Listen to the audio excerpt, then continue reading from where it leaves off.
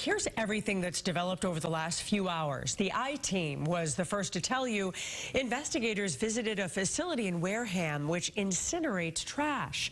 But by the time they arrived, any possible evidence had been burnt. That wasn't the case at a trash facility in Peabody, where I-Team sources say investigators uncovered trash bags with blood, a hatchet, and a hacksaw, and more.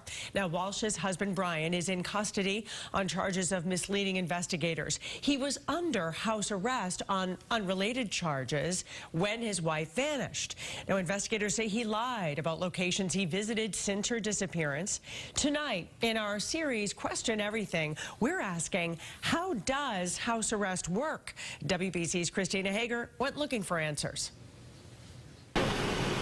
Leading up to his wife's mysterious disappearance, Brian Walshe was supposed to be confined to their Cohasset home, among about 6,000 people currently wearing electronic bracelets under what's called federal supervised release because he pleaded guilty to charges of selling fake art. You can be on a bracelet and you go to church, you can go to your doctor, you can go to the grocery store, you know, there's all exemptions, you know, and sometimes you have to call in ahead of time. But prosecutors say Walshe lied about going to Home Depot, where he allegedly spent $450 on cleaning supplies.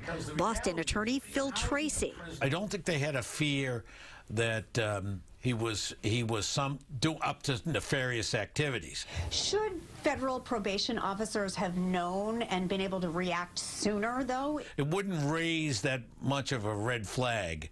Court papers outlining the conditions of Walshe's release say you are restricted to residence at all times except for activities pre-approved by the probation office. And the U.S. Attorney's Office tells WBZ Walshe's bracelet was not equipped with the GPS tracking that some convicts have.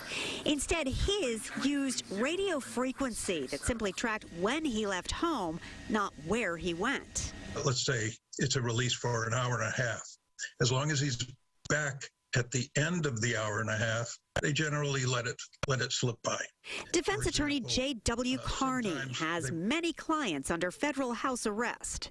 Let's say, for example, a person passes a hardware store on the way back from dropping the kids off at school, and he goes in and buys a couple of things. Generally, that won't be something that will get the probation officer's attention. Now, to be clear, in some cases, home confinement does mean truly staying at home at all times, but each case is different, and some allow for limited movement as long as there is permission from federal probation officers. Paula. Good to know. Christina, thanks.